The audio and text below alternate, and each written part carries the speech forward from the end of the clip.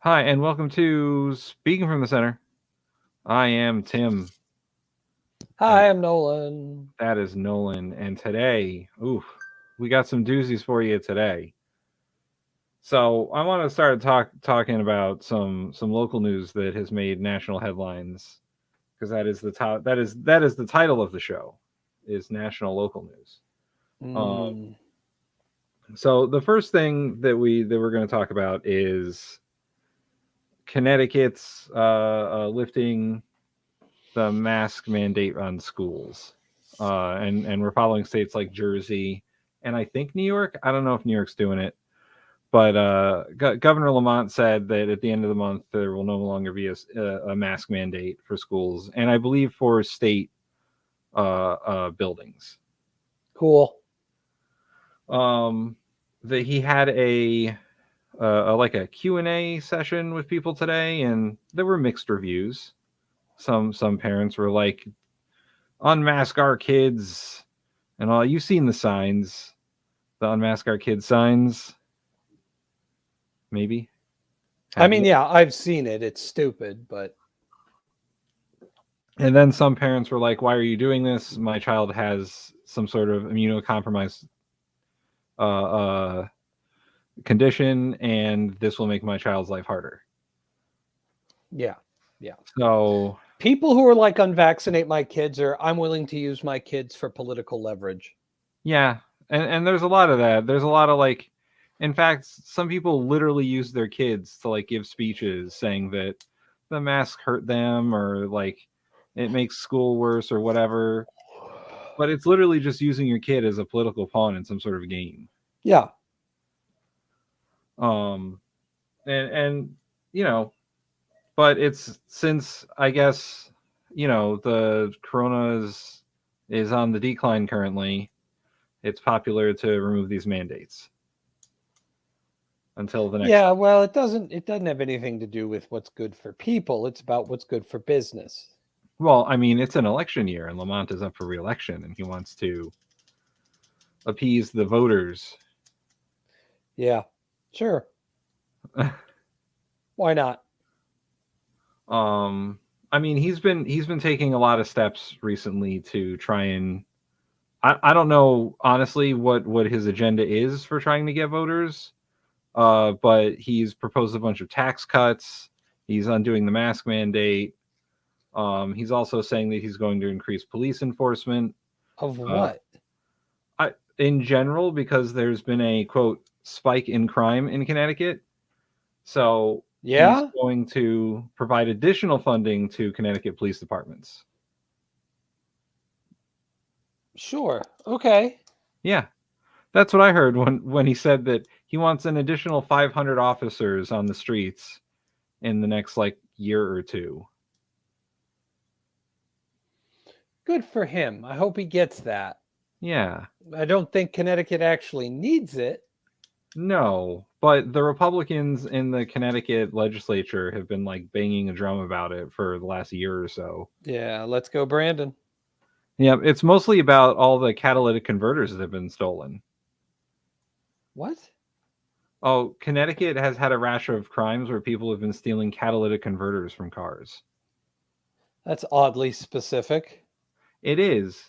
Apparently, it's to resell them because there's a metal in them that's worth a lot of money. And our economy is so shit that this is what people are stooping towards.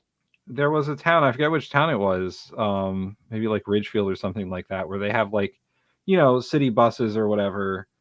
Someone went into the city bus lot and stole all of the catalytic converters from all the city buses. Okay, well, it wasn't Ridgefield, I can tell you that. It was one of those places. No, no. Ridgefield doesn't have buses, Tim. Oh, that's true. They don't have there's nothing to get bus to. Well, there's nothing in Ridgefield. You can't have a bus line that goes somewhere where there's nothing. Hold on, I'm looking up what town it was. Could you imagine a bunch of people from Bridgeport get on the bus, goes to Ridgefield, they all get off and they're just terrified because they're literally on a dirt road somewhere? It was Cheshire. It was Cheshire. Okay. I'm not 100% sure where that is. It's near New Haven. That makes sense. Yeah, because you got to get bussed into New Haven. Yeah. It says that catalytic converters were stolen off an entire fleet of school vehicles in Cheshire, Connecticut. Ah, so they went to that bus line, Yeah. not the public buses, the private It was owned the school buses. buses, yeah. So it's the state. The state is stealing them. But apparently, like catalytic converter thefts are on the rise in Connecticut, and the How Republicans. easy is it to get a catalytic converter out of a car when it costs me a couple $1,000 if I need to get the fucking thing fixed at a machine shop? Like, what the hell is that? Oh, they're stealing catalytic converters. If it's so easy to steal that there's a rash of them, then I should not have to pay $1,200 to get mine fucking fixed. Trying to figure out what's so important about them. There's a specific kind of metal that is in catalytic converters that people need. Well, it's the catalytic that it converts. I see. Or something. I have no idea. Yeah. But anyway, the Republicans were whining about it in the legislature in the last session, and nobody passed any laws about it. Also, car thefts. They were crying about car thefts, and they're like, we must do something. I would like to bring up that maybe we should complain about something relevant. Right. You know, like there's always like, not to like say that car theft is a common normal thing, but there is always car theft. Yeah. People are always out there stealing cars for various reasons. My neighbor had a car stolen. It was just to go on a joyride. The car ended up in Bridgeport somewhere. But, you know, car theft happens and the police are supposed to take care of it. It's not like the Connecticut police are underfunded. Yeah. Well, maybe if they had more money on like officer and community training and less money on like hardware and former military equipment. Are you saying that, you know, northern Connecticut towns don't need armored personnel carriers? No, they do not. Hell, I don't think New Haven and Bridgeport need armored personnel carriers. That is true. I don't think that maybe New Haven. Maybe. But definitely not Bridgeport. Yeah. But I mean, I assume that they do. I know they do. Trumbull has it. So what Trumbull has? Not Trumbull. Trumbull doesn't need armor. No, of course they don't. Where would we even use it? Just rolling down Main Street in Trumbull. That's what they do every year for like their parades when they used to do parades. Be the fucking Trumbull Police and the armored personnel carrier. You know what? I remember that. That's a very like military parade of them. Yeah, and then let's not forget, like for years we'd have the A-10 Warthogs do a flyover. Oh yeah, I remember that. Oh my God.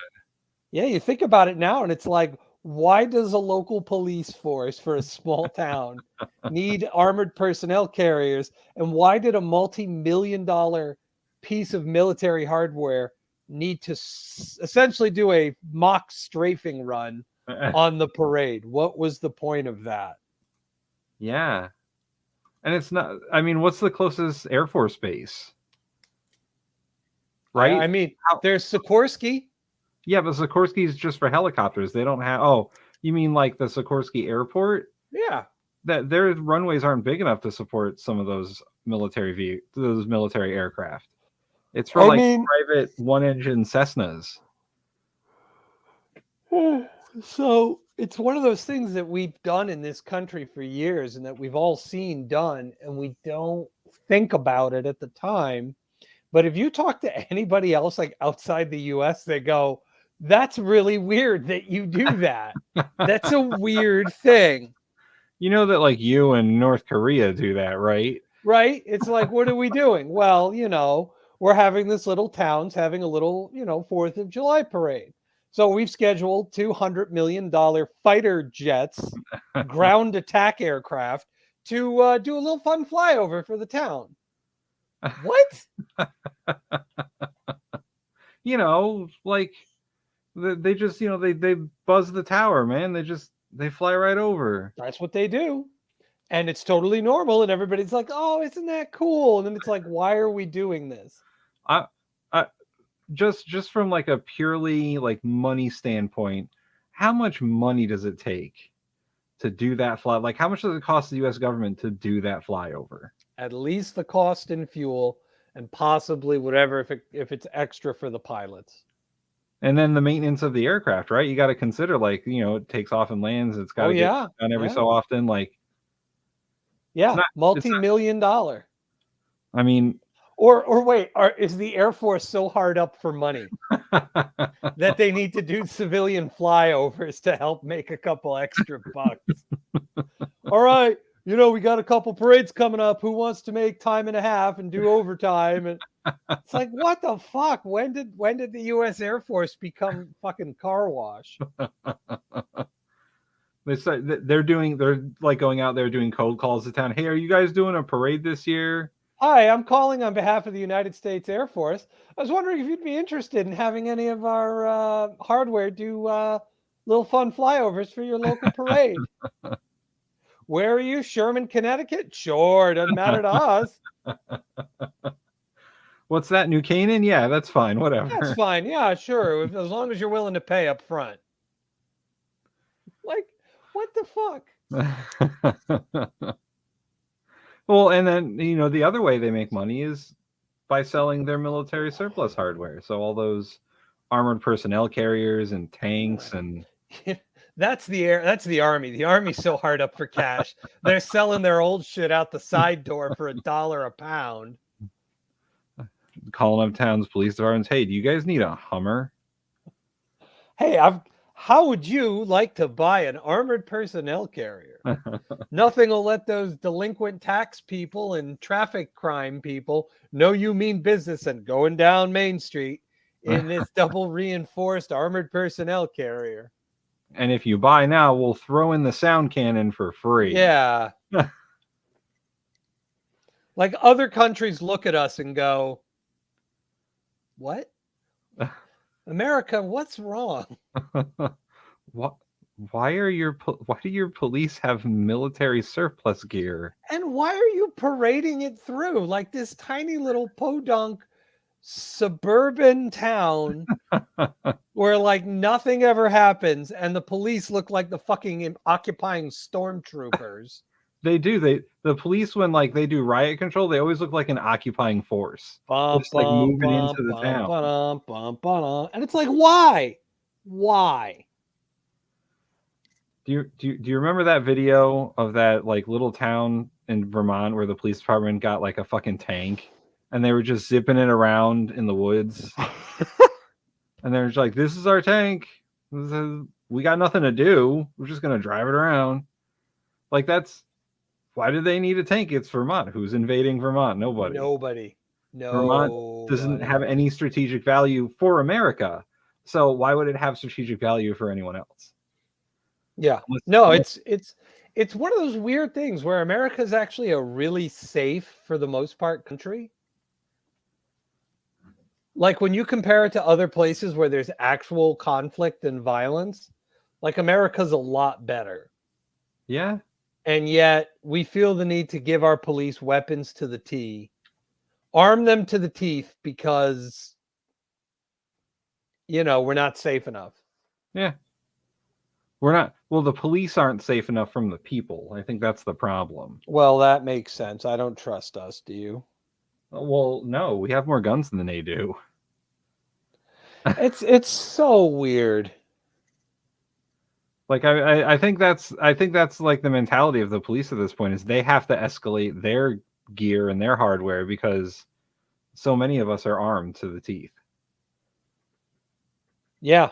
No, it's insane. I look at everything that goes on in this country and I'm like, can I just like secede myself and live in my own little world? Like I can't handle this. Well, speaking of police departments and fucking up, yeah. The other Connecticut headline that made national news this past week was 2 police detectives from the city of Bridgeport were suspended after they basically like didn't investigate the deaths of 2 black women who had died on the same day. Ganem said in a statement that he was extremely disappointed with the leadership of the Bridgeport Police Department and called their actions unacceptable. Yeah, I'm also upset with them because Ganem's still the mayor. Right? Like, Dude. here's an ex-con who's probably got right back into all the fucking dirty dealings. And he's like, oh, very disappointed in the police. This is very shoddy police work. Motherfucker, be grateful or you would be right back in jail. Yes, the mayor of Bridgeport, Joe Ganem, went to jail for 17 counts of corruption and campaign finance violations. Yeah, and now he's mayor again. Now he's mayor again. He was mayor. He resigned and went to jail. As soon as he got back out of jail, ran for mayor again. Yeah, like the same year too. Yeah, and he won. And it wasn't even close. Nope. It just shows, there's Bridgeport for you in a nutshell. And he's like, well, it's very shoddy police work. Yeah, no kidding. You were mayor for how many years? Like, you should be thankful that the Bridgeport police are this inept now. You'll be mayor for decades. Yeah. At this rate. And the Bridgeport police, at least in the last couple of years, have had a terrible history with police chiefs resigning, not being able to find a new police chief, stuff like this with detectives and other police incidents. Like, Bridgeport police, they're not the greatest. No. They're not the best. So what happened is that 2 black women were found dead in their homes on the same day, December 12th, and their families didn't hear from the police for a while. It says that the families have for weeks accused the police of not taking their cases seriously. And Ganem said that the officers have been suspended and are under investigation for a lack of sensitivity to the public and a failure to follow police policy. So, like, was there any connection between these 2 dead? No connection at all. It was two different detectives on the same day. So what was the issue?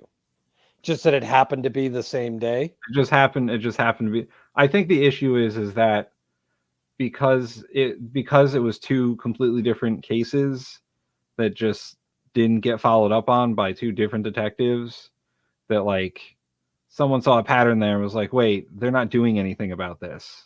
And I mean, was there any resolution? Like, were these women murdered? I don't. Like, there's this whole, this is a big deal. So why? The investigations were into their deaths, and I believe that at this point they're both they don't have one of them had a cause of death that was like fentanyl. The other one they didn't say, but they're still under investigation, so the police aren't commenting too much about the investigations. Yeah. So one of them died of a drug overdose, and the other one didn't die of a drug overdose, but they didn't not die of a drug overdose. All I have is that they won't say. Yeah.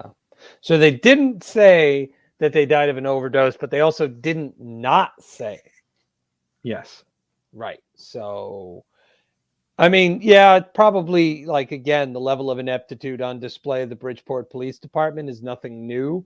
Again, Ganem is mayor again. Yeah. And still, like, so how smart can they really be? And B, it's like, but it's also like 2 people died of drug overdose and the police didn't take it seriously. How serious are you supposed to take an overdose death?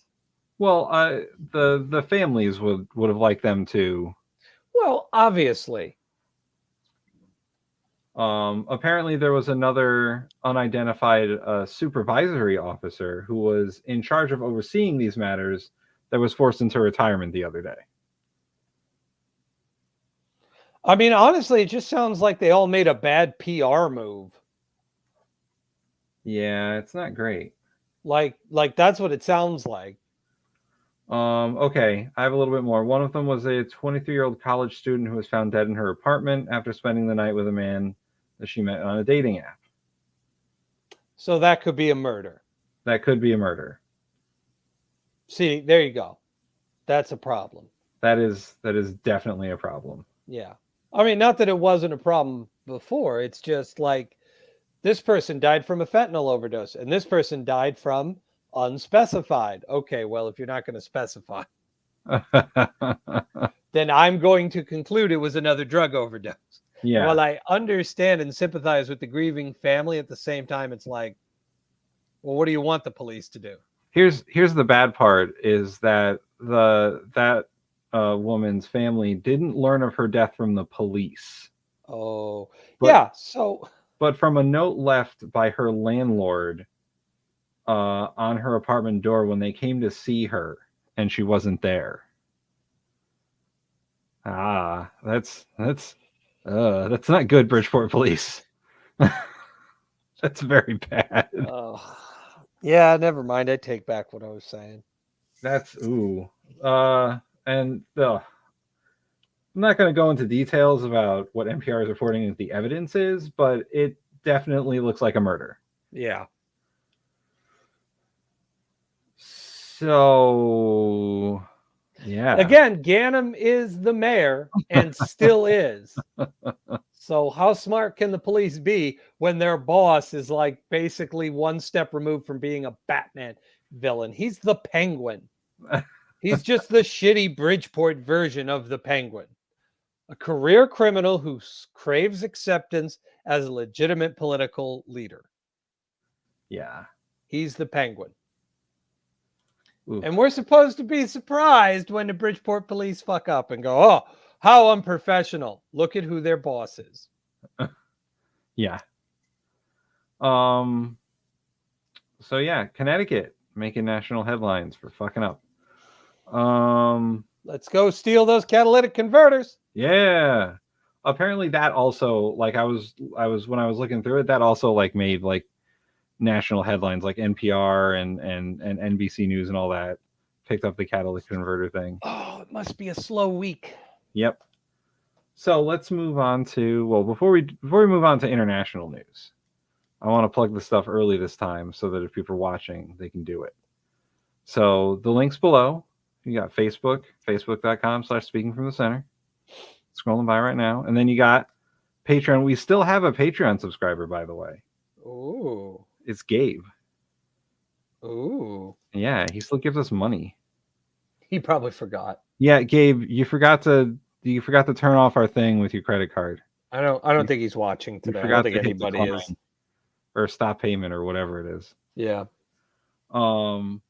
But yeah, he is still a producer of the show. He still gives us money every month to produce this show.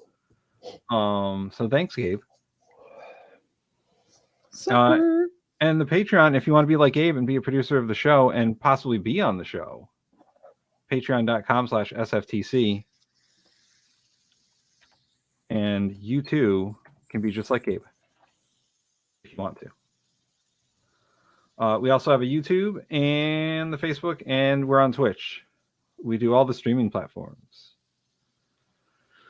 All right, so on to international news. First, and I just thought of this. The Winter Olympics are happening.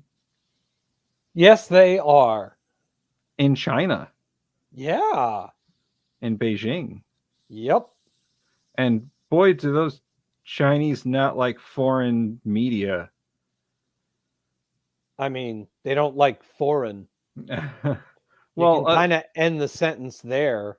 I've seen some stuff about I guess Chinese guards or soldiers or whatever attacking some Finnish media reporters. He was Danish. And he got dragged off during air. So why was this? Because he probably was somewhere he wasn't supposed to be or doing something. They told him to move. There was a language barrier and they grabbed him because the Chinese don't fuck around. And they don't speak Danish? Do you? No. Yeah, well, who speaks that? The Danes barely speak Danish. You know how you say for Denmark in Danish? No. For Denmark. Really? Yeah, it's the fucking same. It's a joke. Anyway, and most of them speak English anyway, so screw them. There was a controversy. Oh, speaking is good. There was a controversy with a figure skater and a Chinese judge and I don't remember exactly what the story was, but apparently it was a figure skater from America who decided that she was Chinese. She was a Chinese. Her nationality is Chinese. Chinese She born was, or American born Chinese. yes, ABC, they're called. my brain. Yep. She decided to do the Olympics for China instead of America, and she apparently a Chinese judge didn't like her, and she also fell, and now everyone in both countries is angry with her. That's nice. Yeah. There's also like I've seen some odd pictures of like Winter Olympic stadiums next to nuclear plants. Apparently it was like one of those slopey jump things for skiing, and there's a nuclear power plant in the background. I mean, have you ever been to China? Is it lots of nuclear power plants? There are a fair amount. They're not an uncommon sight. More importantly, like of all the places to have the Winter Olympics, Beijing is an odd choice because you need things like mountains and hills. There aren't any. Beijing is sat firmly on the North China Plain. Not the North China Hills, the North China Plain. What's It is what's the average February temperature in Beijing? It's cold. Okay, so it's a temperate climate. It's cold, but the problem is that it's all flat. Like the closest like major mountain or thing you'll find is several miles north of Beijing where the Great Wall is. And then from there, you actually can look from the Great Wall and see where the next mountain range is several dozens, if not hundreds of miles away. Like, so it's just an odd pick. Like, I know China has places with mountains and hills and, you know, terrain that would be great for these sorts of things. Isn't there a city like more like in a northern China province that could? Absolutely. There's one up in Heilongjiang province where they have an ice sculpting fest every year and they make a whole village out of ice and they light it with Christmas lights and it's freaking awesome. Why they're not doing it there, I don't know. That sounds awesome. Yeah, it is. What's the name of the city? Now I got to look that up. But yeah, it was just, you know, a lot of weird things coming out of the Beijing Winter Olympics. Yeah, nobody cares about the Winter Olympics. That's what I'm saying. Like, who cares about the Winter Olympics? Do you have like any fond memories of watching the Winter Olympics? Nope. Like, also it was like because the Summer Olympics got postponed a whole year. The Summer Olympics and the Winter Olympics have been basically back to back. Yeah. And I even forget where they had the Summer Olympics. Where did they have the Summer Olympics last year? Tokyo. Oh, Tokyo. See, Tokyo is probably a better place to have the Winter Olympics than Beijing. At least they got hills and mountains. It's the city of Harbin. Harbin, that's a city? Harbin in Heilongjiang province, yeah. Oh, Mikey Famine says that Brenna from the Bin podcast, she cares because she loves curling. That's unfortunate. So yeah, Winter Olympics. You know, the only like lasting memory, there are two memories I associate with the Winter Olympics. One was watching the Turin Olympics. The Turin Winter Olympics in like the 19 Mikey says none of us were born perfect. Yeah. That's the truth right there. 2004, 2005, I forget exactly when it was, but they were showing like all the March of Nations, all the countries coming out, and the United States team came out, and it was one of the most embarrassing things because it was like fucking they just picked a bunch of kids from MTV and they were all running around, running up to the cameras. Woo! Woo! I was like, oh. Like, that's embarrassing. Like have some composure. Yeah, we look like a bunch of drunken frat kids. Like, everybody was on their phones. Like, it was just embarrassing. And you know, it was the 90s, so like the rest of the countries were like Fucking Americans. Well, no, it was 05. I believe. 05? Oh, even Yeah. worse. Yeah. That's like the heart of the Bush years. Yeah, it was not good. It must have been 04 or 05, something like that. It was It probably it was probably 05. Yeah. But yeah. It was bad. It was bad. It was embarrassing. And that's like the last time I remember watching the Winter Olympics. I don't. Oh, and the other one is Cool Runnings. Oh yeah, Cool Runnings. That is all about the Jamaican bobsled team going to the Olympics. A movie which, for personal reasons, I can never watch. Did you know a Jamaican bobsled team made it this year? It's the That's first year since fantastic. Cool Runnings. That's awesome. That's great. So there is good with the Winter Olympics. As long as Jamaica has a bobsled team, it's a good Olympics. Yeah, sure. Why not? Yeah. Maybe they'll do Cool Runnings too, and I can watch that one. Yeah. Because I can never watch the other one ever again. Well, moving from Winter Olympics to a place where it's cold all the goddamn time, Canada. Oh, Canada. The capital city of Canada has been crippled by a Canadian trucker protest. The city of Ottawa, is that the capital, right? Ottawa? That is the capital. Look at me, I know my capitals. The city of Ottawa has been crippled by this has been going on a couple of weeks now. A trucker protest opposing the Canadian vaccine mandate. They've blocked up all the major streets. They're honking their horns constantly, and Ottawa has had to declare an emergency because the gridlock in the city is so bad. Yeah, I mean, first of all, Ottawa has been crippled for years because it's been outshone repeatedly by Toronto. Well, Toronto is the better city. Yes, it's also the bigger, more developed city, despite the fact that it is not the capital of the country. I think Get your fucking shit together, Canada. I think even Quebec is probably better than Ottawa. I'm pretty sure you mean Montreal because Quebec is a province. Oh yes, Montreal. Montreal. Because everyone knows Montreal. Everyone knows Toronto. But you would assume Toronto is the capital. Yeah. But it's not. It's not. It's Ottawa. Ottawa, Ontario, Canada. And apparently the truckers did not just show up in Ottawa and were like, we're going to block up stuff. This is the Freedom Convoy that started in old Nova Scotia. And they have been working their way west. The truckers have said that they can be there for up to months because obviously, they have the ability to live in their trucks. So, I mean, all it's going to take is like an outbreak of dysentery and that thing's going to break up pretty fucking quick.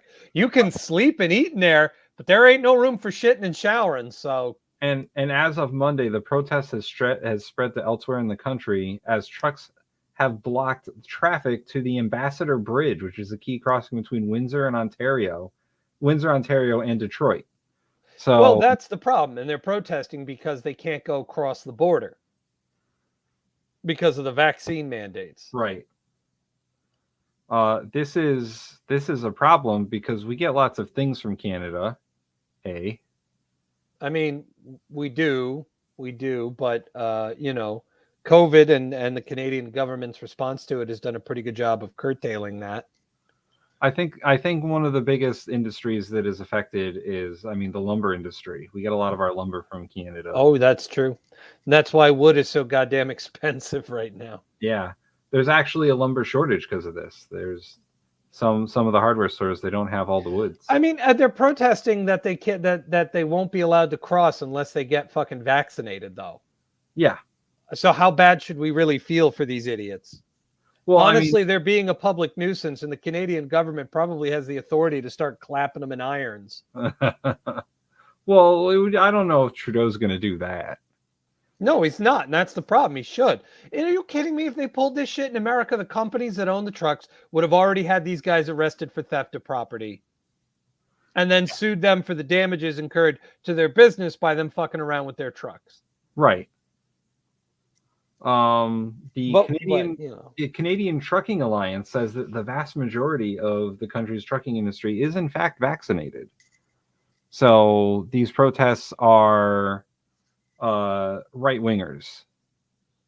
Yeah, who refuse to get vaccinated. Yeah, and it's this is strikingly similar to the rallies of a former president,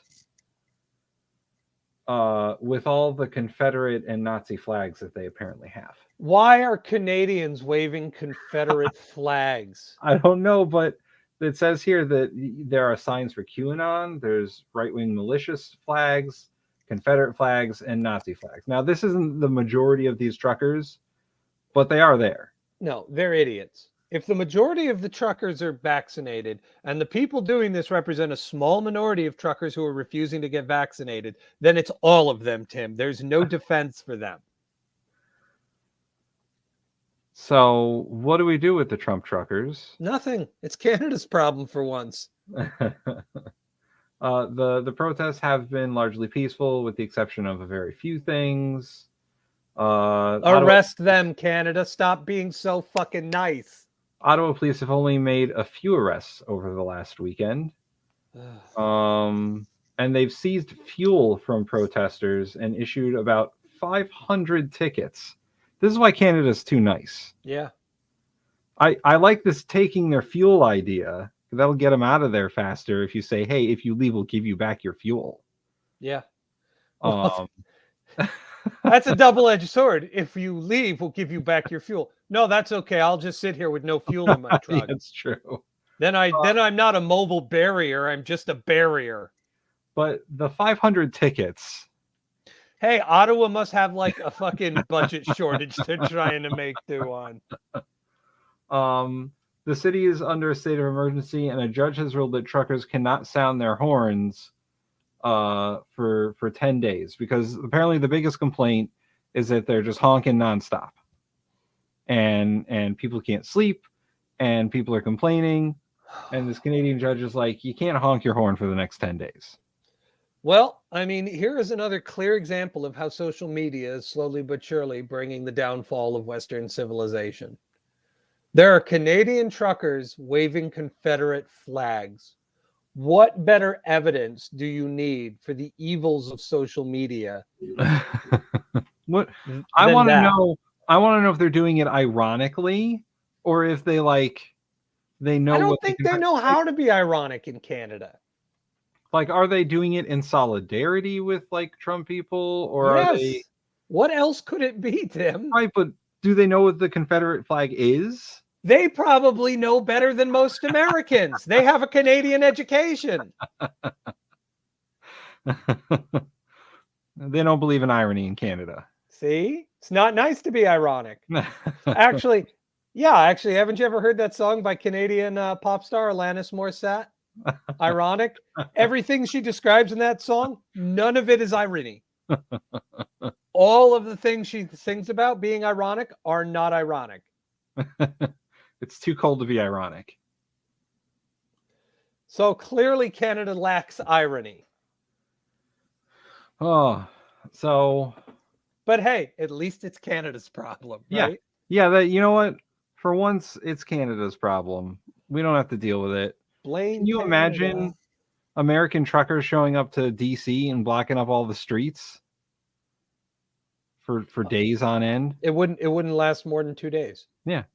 It'd be 2 or 3 days before they're dragged out of those things, arrested. Yeah. And the trucks are then towed and moved away at expense to whoever owns the truck. Yeah.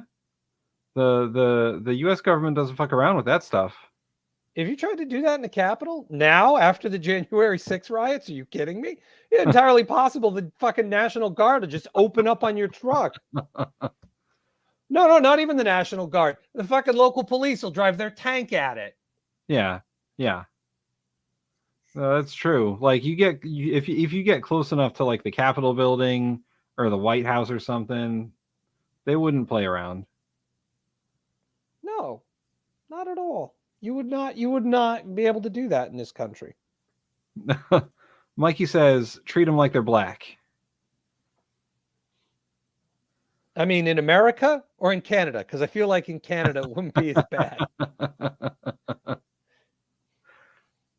Like, it wouldn't be good, but it still wouldn't be as bad. Yeah, yeah.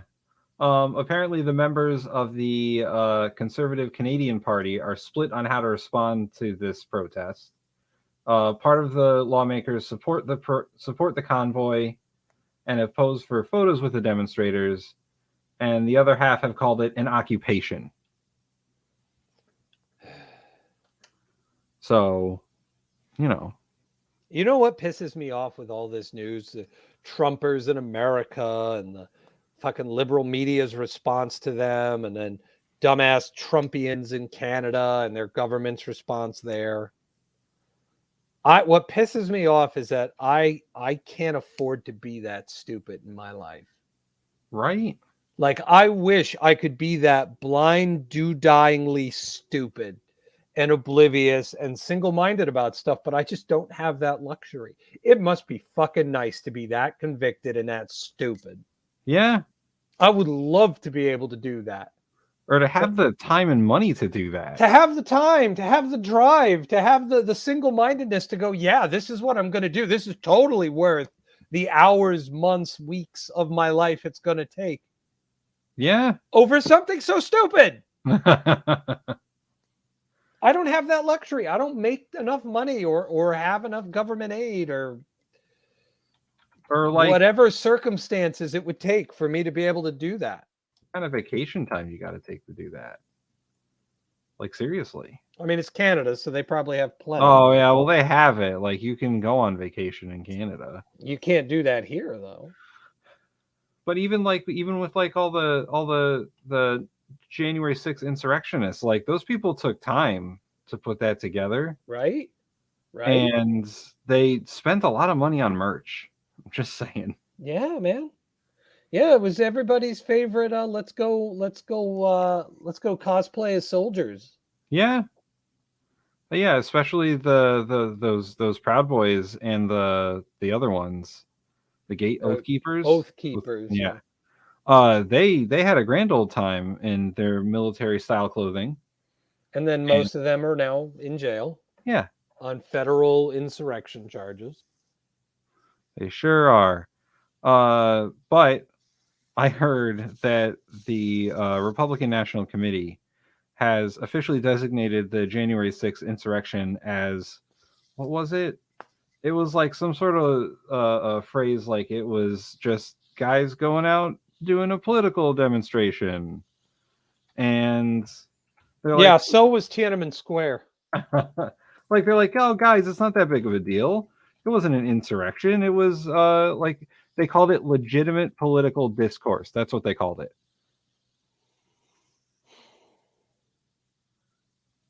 Somehow there has to be a way to profit off all of this. And we're just not seeing it.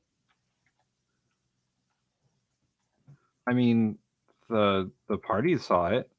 The parties are profiting off of it. Yeah, that's what I mean. Like, we need to figure out how to cash in on this wave of dumb in America right now. What's that old saying? A fool of their money is soon parted. How do we get a cut of that? I don't know. I'm tired of, like, gotta be like an Alex Jones type, or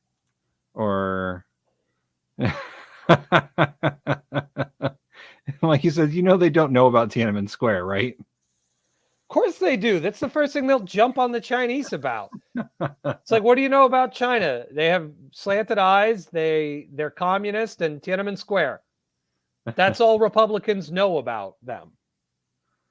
The Republican National Party has also decided to censure the 2 Republicans who are on the January 6th investigation committee, saying that they are against Republican ideals by trying to get to the bottom of why Trump did this insurrection. Cool. So the Republican Party slides another notch over towards fascism. And autocracy. That's fascism. Oh, well, there we go. You remember Hearts of Iron, right? Yeah. Remember you had the little slider bar? You had to once a year click and move closer, left or right? Yeah, that's what they're doing. How dare you try to get to the bottom of something that would make us look really bad if we didn't have the better national propaganda media outlets? All right. Here's a quick question. If you had to adjust the slider bars for the Republican Party, where would they land? Oh, authoritarian right at this point. Like you wouldn't be full on there, but like one more click and you're, your government type's changing. You are no longer a social conservative. And apparently the top Republicans disagree with the Republican Party on the naming of the insurrection. Mitch McConnell has said that it was a violent insurrection and nothing else. But the Kevin McCarthy, who's the House Minority Leader, has said, the RNC is right. That it's just, people going out, walking around, taking pictures at the Capitol building. I don't know what you're talking about. Killing a police officer. Yeah, with an American flag. Legitimate political discourse. Well, that's good to know. So next time they do something and fuck something up and the left wing storms the Capitol and beats police officers to death, and causes, tens of thousands of dollars of property damage, we'll just say, hey, man, that's just how politics are done in this country. I hate this country so much. And it's showing that the rift in the Republican Party is growing because McConnell's like, listen, this isn't, what they did was not cool. It was a violent insurrection. Why are you trying to call it something it's not? And all the newer Republicans are like, no, man, be chill. Trump is cool. Why are you being like, Pence was like, I did what I was supposed to do as vice president on January 6th. No, yeah, he straight up said Trump is wrong. I had no right to overturn the election. Yeah. So just straight up said it. I think the schism is getting bigger. And again, this happens with stagnation. Our government and our political system is stagnated since the end of the Cold War. And then after the Obama administration got elected, the Republican Party said, whatever it takes. And now here's what happens when you spend 20 years with a whatever it takes mentality. A whole generation of Republicans have come up believing everything they've been told by the propaganda mouthpiece, whatever it takes to get into power and hold it. Wow, you made a bunch of fascists. Shocker. Who could have fucking predicted that? And they don't even know or care. No, it's fine. You got your Marjorie Taylor Greens and your Matt Gaetzes and all those other people. Like, maybe that's why the Russians haven't invaded the Ukraine yet. They're just waiting for the United States to finish collapsing in on itself. And the minute we're gone, bam, they're in the Ukraine. They're in Kiev, baby. Oh, I heard on the news the other day that like if Russia invaded, they would have Kiev in 48 hours.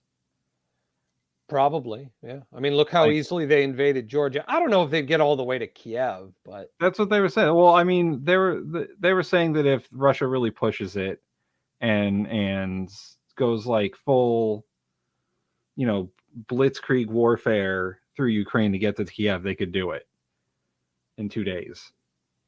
How quickly do you think the NATO response would arrive? I mean, because countries like Spain and Denmark and the Netherlands have already dispatched like warships and stuff to the Black Sea, and and there's been American troops that have been deployed to like Romania, and Poland. Yeah, so I think it would be like very quick that this thing would go south. I would love to see it. The Russians push in headstrong. We're going to Kiev. NATO waits, punches in on the flanks, and circles the Russian spearhead. The Russians start having panic attacks and flashbacks to World War II. Well, I mean, the 100 was like 130,000 troops Putin's got on the border. Yeah. I mean, that's all the like modern troops he's got. Like we said, the rest is all guys on horses. So it's all conscripts in like cardboard shoes and shit. Guys like throwing potatoes. Yeah, literally with stashes of World War II era weapons. Look what we found in this old Soviet bunker. All right, guys, let's go. Well, no, and that's the funnier part is that it wouldn't be World War II stuff. It'd be all stuff from like the late 80s. T-72 tanks that have been outclassed since they were on the battlefield in 1985. Like, so they see the NATO tanks are like, oh, what kind of, oh shit, we should not be here. We are Not, the T-72 means it was manufactured in 1972. And See- that makes up like a good 2/3 of the Russian tank corps. See a fucking M1 Abrams coming down the road. Oh shit. Yeah, you ever remember Iraq the first time we went in? You're just watching them shred Iraqi tanks on the road out of Kuwait. Yeah, I remember The road of death. I remember they said that like we only lost like one tank and it was because of friendly fire. Yeah. 'Cause, Yeah, are you kidding me? At one point, one of our tanks got immobilized, not, just like mostly through like an accident. And they were like, well, let's knock it out before we leave it here. So they turned another tank and fired at it, and the thing bounced off, and they were like, uh-oh. Like, we can't knock out our own tanks. That's a problem. But I mean, that's the problem, is that like how modern is the Russian military? At least got 100,000 crack frontline modern troops. Yeah. After that, not so much. I was talking to someone the other day about like China's response to all this, and he was a historian, and he said that China would just be like, if Russia ever did anything that would interrupt any trade with China, China would be like, hey, cut that shit out. Yeah. Because China has a lot of stake in what goes on in Europe and America, and they don't need Russia fucking that up for them. Again, it's like, hey, we can hack the Pentagon. Not even hard. What do you think we can do to you? Right, exactly. Like I was telling him, I was like, listen, the Chinese are constantly spying on Americans every day, all the time, hacking stuff. If they just like flipped a few switches, suddenly the Russian oil lines would just shut off. Oh yeah, I'm pretty sure they could like strangle Russia economically in like a couple of push of buttons. But like Russia's got some problems that they need to sort out. Yeah. And I don't think Putin's like taking this midlife crisis thing very well. Yeah. He's definitely needs to just go buy a fast car. Russia needs a Bolshevik revolution again.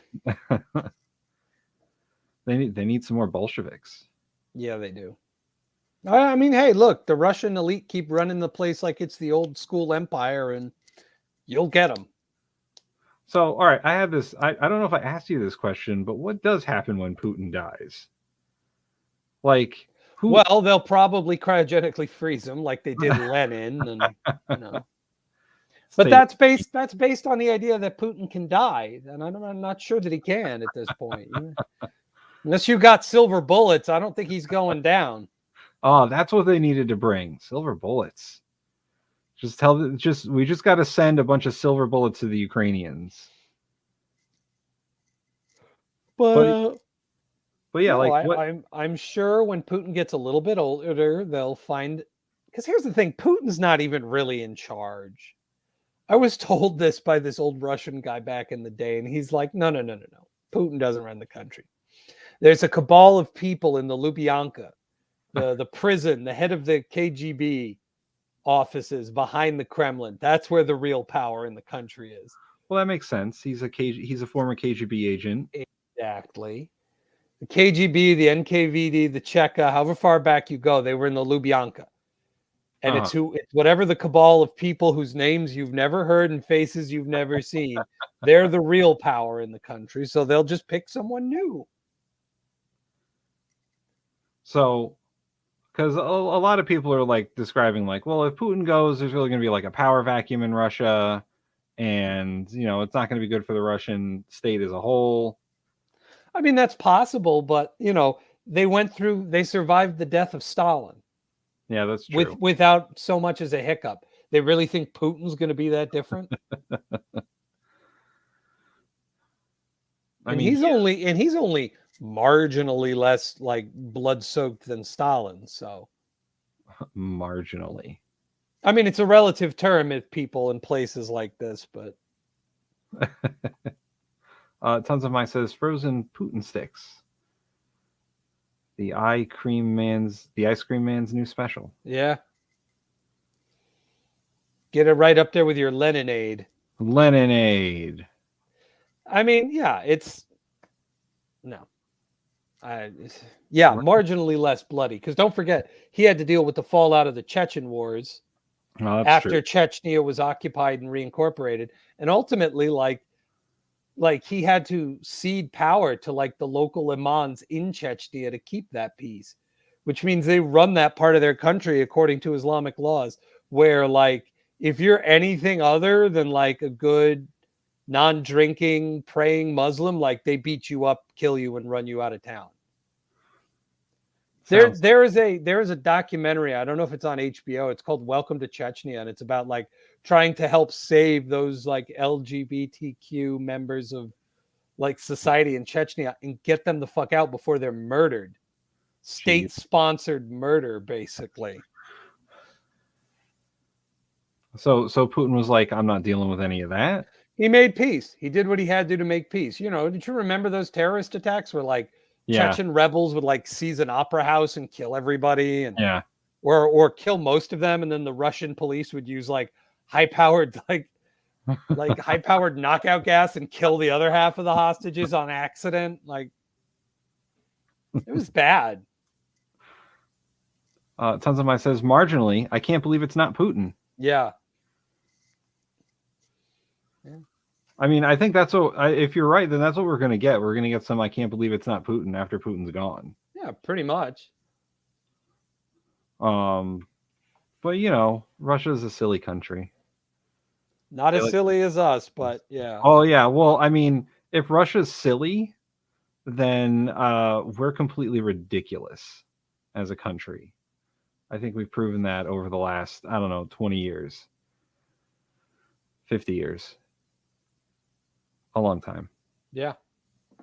It's on HBO Max. It's called Welcome to Chechnya. I might have to go watch that. Yeah, watch it, but be prepared. It's Yeah. It ain't fun. Well, I mean, documentaries like that are usually not fun. Nope.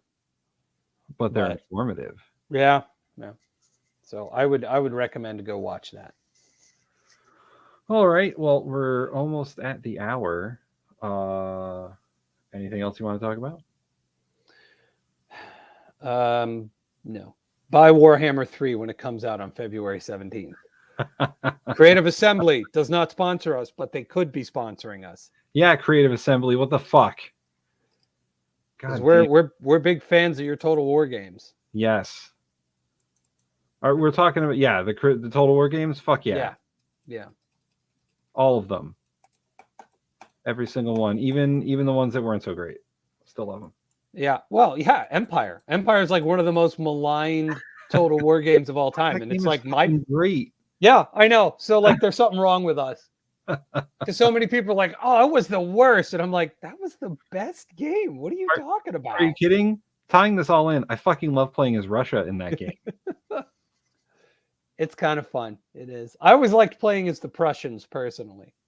Yeah, that's who I usually play as, either the Prussians or the Russians. Opening move, invade Poland, but like go hard for Warsaw, burn it to the ground, don't accept peace, steal other chunks of their territory, give them to other countries, then go, hey, look, for peace, I'll give you your burnt down rubble of a capital.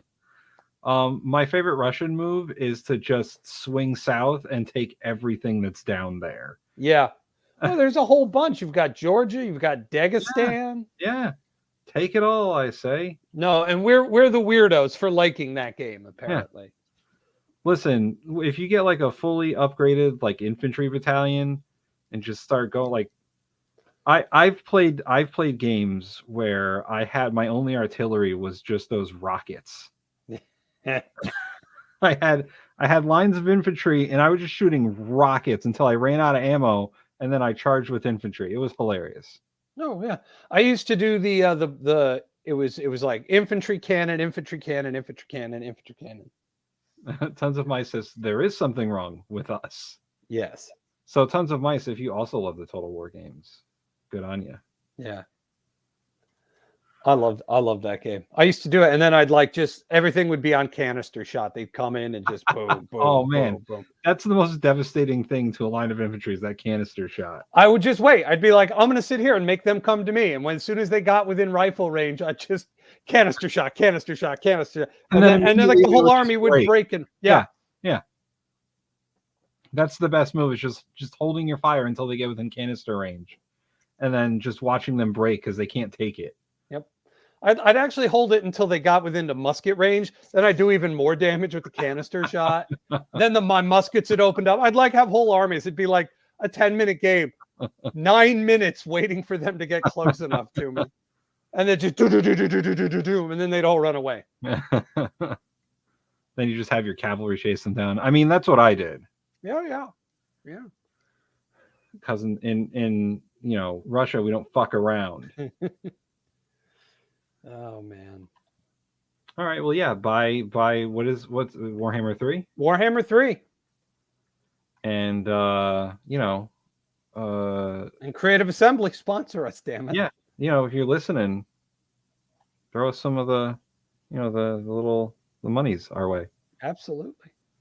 All right. Well, that is going to be it for this episode of Speaking from the Center. If you liked the show, or if you have enemies and you don't like the show, go to our Patreon and subscribe and give us money. Creative Assembly, Patreon, patreon.com/SFTC. You can also go to our Facebook and like and follow, facebook.com/Speaking from the Center.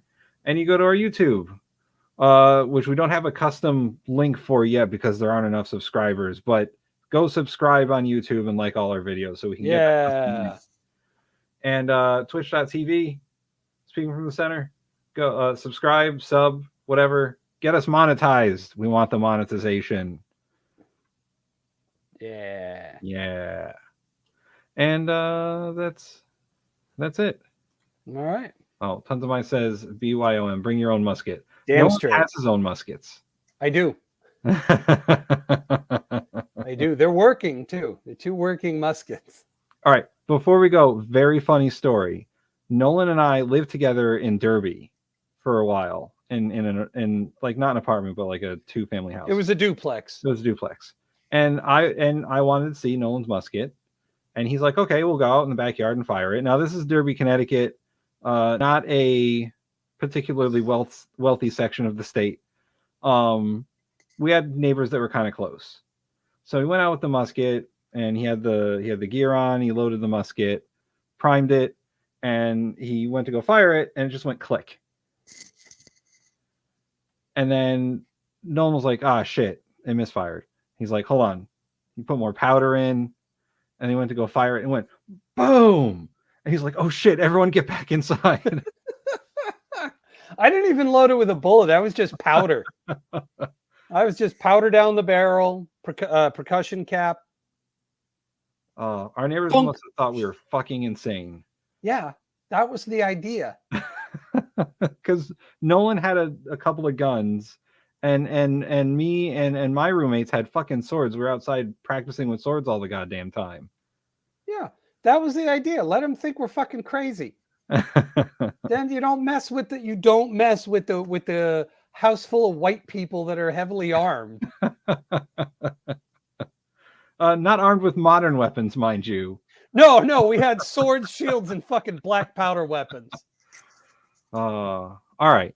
Now we're gonna go. So we'll be back next week, 8 p.m. Wednesday, with more Speaking from the Center, and maybe a few more crazy gun stories. Always.